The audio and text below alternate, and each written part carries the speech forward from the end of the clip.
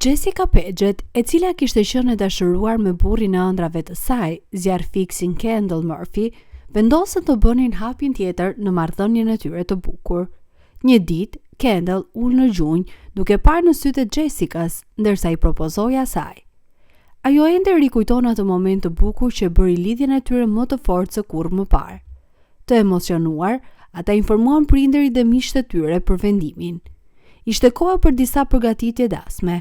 Jessica Paget gjeti burrin e ëndrave të saj ndërsa ishte në kolegj dhe dinte që ai ishte me të cilin donte të kalonte pjesën tjetër të jetës.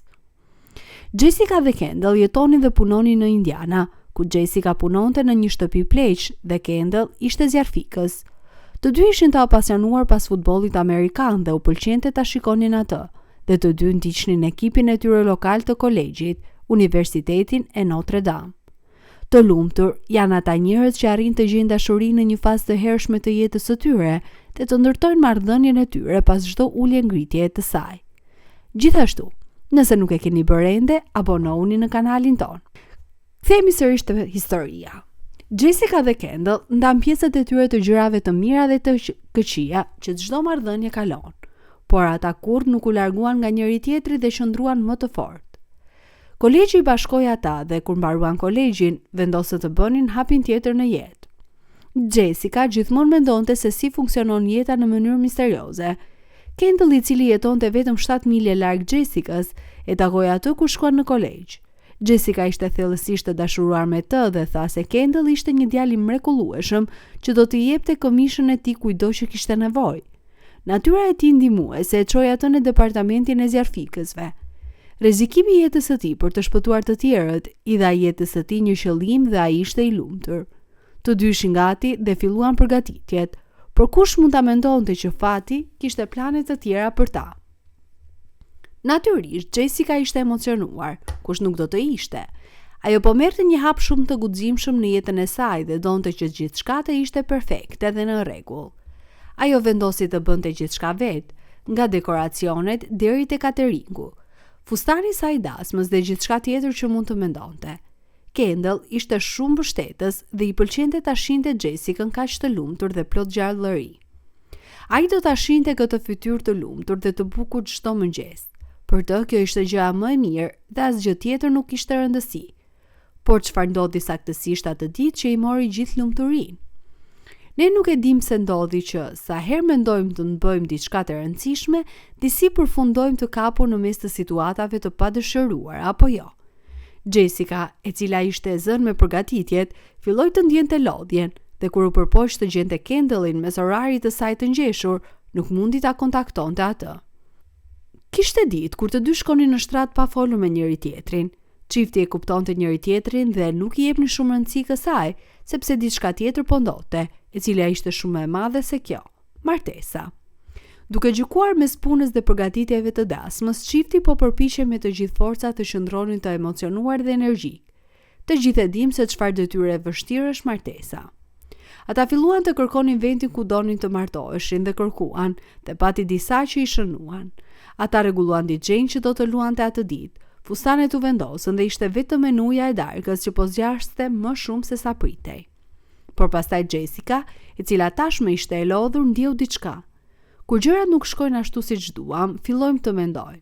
A janë këto një lloj shenjash që na thon të mos e bëjmë? Edhe Jessica, e cila po përpiqej fort të bënte dasmën e saj një rast perfekt, nuk mund të ndalonte së menduari, po sikur të ishte duke nxituar. Kishte momente kur donte diçka, por për disa arsye nuk mund të arrinte atë. Ajo filloi të mendonte, po sikur ky të ishte një vendim i gabuar? Dhe për shkak të këtyre mendimeve negative, ajo vendosi të fliste me Kendallin. Kendall ishte në punë dhe Jessica donte ta takonte. Parkoi makinën e saj përpara departamentit të zjarfikësve ku ai punonte. Duke e parë Jessica në këtë gjendje, Kendall u bë shumë i shqetësuar. Pastaj ajo i tregoi gjithçka që po ndjente. Kendall nuk u zemërua apo diçka tjetër dhe dëgjoi gjithçka që ajo kishte për të thënë.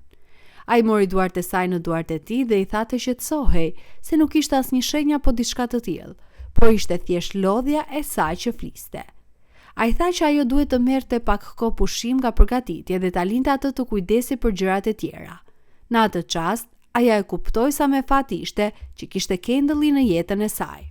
Siç premtoi, Kendall filloi të kujdesej për gjërat që po e bënin Jessica të ndihej keq. Ai tha të përqendrohej te fustani i saj i dasmës dhe i tha që ai do të kujdesej për gjërat e tjera. Ndërsa Jessica kërkonte fustanin e saj perfekt të dasmës, Kendall bënte gjërat e tjera që ishin të nevojshme për ditën e madhe. Ai e kuptoi sa e vështirë ishte dhe u befasua kur pa se si Jessica i kishte menaxhuar të gjitha. Ai ishte krenar dhe më shumë se kaq, i dashuruar me të. Ai ishte me fat që kishte Jessica në jetën e tij. Ata plotësonin njëri tjetrin dhe ishin bërë për njëri tjetrin. Kendall ishte me Jessica kur mori një telefonat nga e prori i tij, i cili e donte në vendngjarje. Ai duhet të largohej dhe të nxitonte drejt vendngjarjes.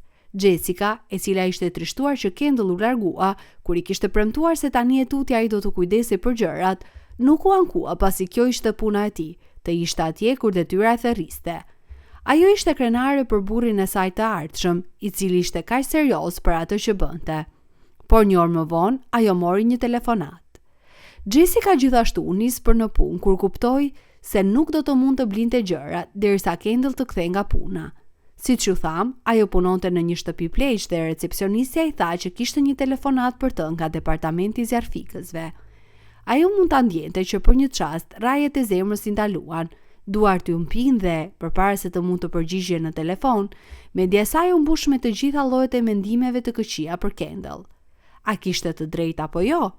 Ajo ngriti telefonin dhe ishte një nga kolegët e Kendallit që e telefonoi, sepse Kendall kishte kërkuar të përcillej një mesazh. Kendall kishte ngecur në punë dhe donte të thoshte se i vinte keq, që nuk mund të vinte dhe se duhet të shtynin blerjet. Lotët filluan të i rritnin nga syt, jo sepse duhet të shtynin blerjet për dasëm, po për shkak të gjithçkaje që po i kalonte në mendje, dhe si gjithçka ishte mirë, por jo për shumë gjatë. Kendall, i cili ishte në vendngjarje në një emergjencë, nuk mundi të fliste me Jessican, sepse duhet të nxitonte pasi ishte më i afërti në vendngjarje, por ai kërkoi një kolegu të tij të përcillte një mesazh për të te Jessica, e cila mund të ketë qenë duke e pritur atë mbrëmje. Por siç e dini, ka disa gjëra që nuk janë në duart tona. Jeta është një mister. Ne nuk mund të parashikojmë se çfarë mund të vijë më pas. As Jessica dhe as Kendall nuk kishin ide se çfarë po u vinte drejt tyre. Kendall, i cili kërkoi një favor kolegut të tij, ishte gjithashtu miku i tij i mirë, i cili e njinte dhe Jessican. Ai ishte më shumë se i lumtur të përcillte mesazhin e tij, sepse dinte se do të bëhej orari i tyre kur të arrinin në vendngjarje.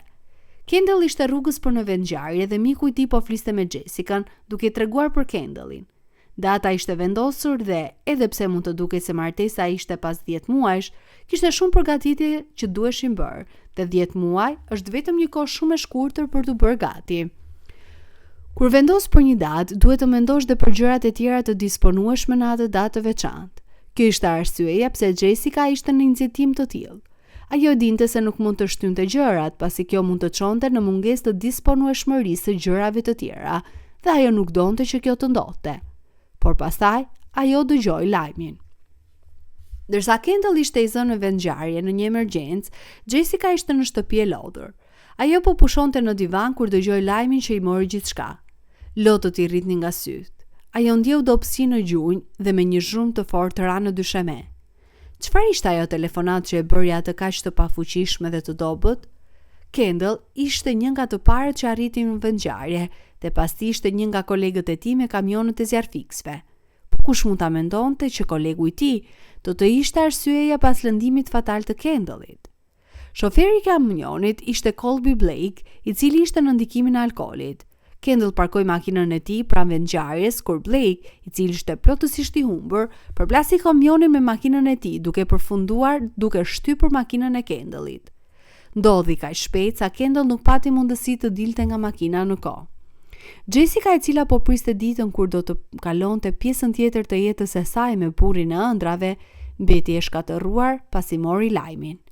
Jeta u bë e padurueshme për të, pasi ishte vështirë të vazhdonte pa Kendallin. Ata ishin gati të martoheshin pas 10 muajsh, por Jessica humbi dashurinë e jetës së saj në një mënyrë shumë mizore. Dhe ndërsa data e dasmës së saj po afrohej, ajo përpoq me të gjitha forcat të shpëtonte nga dhimbja. Ajo erdhi me një plan dhe punsoi një fotograf dasme. Ishte i njëjti fotograf që do të punsojë në ditën e dasmës së saj. Por pse? Cili ishte plani i saj? Kendall la pas një familje të madhe. Ishte edhe kushëririt i vogël që kur nuk pati mundësi të takonte xhaxhain e tij pasi lindi pas incidentit. Kendall nuk do ta kishte imagjinuar që do të përballe me një ngjarje fatkeqe 2 herë në të njëjtën ditë, njëra pas tjetrës. Pas përplasjes së kamionit me makinën e tij, pati një tjetër përplasje që ishte më shkatërruese se e para. Gabimi një personi tjetër ja mori Kendallin Jessicas, e cila mbeti e shkatëruar. Humbja e dikujt që do nuk është kurrë e lehtë dhe për Jessicën, e cila po ndjente çdo dhimbje që ekzistonte në botë, për fat të mirë ajo nuk ishte vetëm, pasi familja ishte aty për ta mbështetur. Ajo vazhdonte të mendonte për situatën. Po sikur shoferi të mos kishte qenë i pakujdesshëm atë ditë, dhe pastaj Kendall do të kishte qenë aty në ditën e dasmës së tyre, fatkeqësisht, fati kishte plane të tjera për të dy. Thuhet se koha shëron gjithçka, por për Jessican, duke sikur koha nuk ishte në anën e saj. Nuk mund t'i kërkosh dikujt të ndalojë së qari, sepse ai person ka qarë për kaq gjatë. Është një proces dhe thjesht zgjat aq sa zgjat. Pik. Ajo ditë e veçantë kishte ardhur, por fatkeqësisht një person i rëndësishëm mungonte në ceremoni. E gjithë familja ishte aty, pasi ishte një dasmë e vërtetë. Ishte nëna e Jessicas ajo që e bëri të mundur këtë ngjarje. Jessica i tregoi planin e saj për të martuar në të njëjtën ditë që ajo dhe Kendall kishin vendosur dhe mori aprovimin nga nëna e saj, dhe ishte ajo që e bëri të mundur. E gjithë familja u njoftua dhe u ftua për ditën e madhe. E gjithë familja ishte e lumtur të shinte që Jessica po merrte këtë hap të madh. Vendi ishte i mbushur me anëtarë të familjes, fëmijë që vraponin gjithatnë duke qeshur dhe duke bërtitur. Ishte një dasmë e vërtetë, përveç Kendall, që nuk ishte aty për të pritur nusen. Nuk ishte thjesht një datë e rastësishme që Jessica dhe Kendall kishin zgjedhur, por ishte e njëjta datë kur Kendall ul në gjunjë dhe i propozoi Jessicas. Kjo datë zë një vend të veçantë në zemrën e saj. Ajo donte ta mbante datën dhe momentin në zemër për gjithmonë. Jessica dhe familja e saj po planifikonin gjithashtu një ceremoni të veçantë për Kendallin dhe u vendos që ceremonia të zhvillojë në ditën e dasmës. Një fotograf është një nga gjërat më të rëndësishme në një dasmë. Të gjithë duan të kujtojnë ditën e tyre të veçantë për vite me radhë. Jessica punsoi një fotograf dhe i tha të merrte pjesë në ngjarjen më 29 shtator 2018. Fotografi ishte gati të xhironte martesën më të pazakontë dhe të bukur. Sigurisht, Kendall nuk ishte aty, por ai do të qëndronte gjithmonë në zemrën e saj. Jessica kërkoi një fustan dasme perfekt, pasi nuk donte të linte asnjë detaj pa përfshirë, dhe momentin tjetër ajo kishte veshur atë, duke u dukur si një ëngjëll. Familja ishte lumtur të shinte vajzën e tyre duke u buzëqeshur pas kaq kohësh, por nga brenda ajo po qante si fëmijë. Të dyja familjet u mblodhën së bashku për të festuar ngjarjen dhe për të kujtuar yllin e tyre të humbur. Dhe aty ajo ishte, me një fustan dasme të bukur dhe fotografi mund të shinte që nuk kishte asnjë shenjë pikëllimi. Ai madje komentoi se ajo duke e fortë dhe pathyeshme. Fotografi i dasmës shtoi se Jessica po mbante një peshë të universit, por e paraqiste barrën si krah. Kendall u bashkua me departamentin lokal të zjarfikësve në 2016, pasi u impresionua nga gjyshi i tij, i cili gjithashtu kishte qenë zjarfikës. Përfshir familjen, edhe departamenti ishte i trishtuar nga humbja një burri të ri të pashëm që kishte kaq shumë jetë përpara. Dërsa zjarfikësit vënë jetën e tyre në rrezik për të shpëtuar njerëz të tjerë, kush mund ta mendonte që këtë herë një zjarfikës do të ishte arsyeja pas vdekjes së Kendallit. Mesazhi që u përcoll në këtë ngjarje në ditën e dasmës ishte se familja ka rëndësi. E gjithë familja ishte aty për të mbështetur Jessican kur ajo kishte më shumë nevojë për ta, dhe ende ishte aty për të kujtuar heroin e ri që humbën në mënyrë të papritur. Nuk ka lidhje më të fortë se familja, dhe kjo familje e ka provuar këtë. Në ditën e dasmës së saj, familja e Kendallit i dhuroi asaj çizme kauboj të mbushura me lule. Çizmet i përkisnin Kendallit dhe duhet të kenë qenë vërtet të rëndësishme, përndryshe familja nuk do t'i kishte dhuruar ato. Dhe siç shihet në imazhe, Jessica e dinte rëndësinë e këpucëve dhe nuk mund të kontrollonte emocionet e saj. Lotët filluan t'i rritnin nga syt në momentin që preku çizmet. Festa e dasmës e bashkoi familjen përsëri. Ajo shijoi çdo moment të ngjarjes. Jessica ka thënë gjithmonë se Kendall ishte një njeri vetmohues dhe tani ishte familja e tij që ishte aty për Jessican. Jessica e dinte sa i zëm bëj departamenti i zjarfikësve dhe u tha atyre që do të ishte mirë nëse nuk do të merrnin pjesë në ngjarje, por u befasua kur I pa të gjithë aty. Kolegët e Kendallit ishin aty duke pritur që ngjarja të mbaronte, ndërsa anëtarët e familjes ndisnin fener në kujtim të tij. Ajo përpoq me të gjitha forcat të qëndronte e fortë dhe e dinte që Kendall nuk do të kthehej te ajo, por kur pa baban e saj duke parë vajzën e tij me fustan dasme, nuk mundi të kontrollonte emocionet. Ajo u trishtua nga fakti që nuk do të mund të shijonte vallëzimin baba-vajzë, siç shumë nuse me fat kanë mundësi të jetojnë ditën e tyre të dasmës. Kjo ishte dita kur Jessica dhe Kendall duhet të thoshin po për njëri tjetrin. Në vend të kësaj, Jessica ishte aty përpara varrit të Kendallit.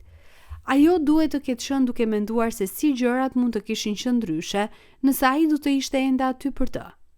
Jeta nuk është e drejtë dhe ky është një fakt.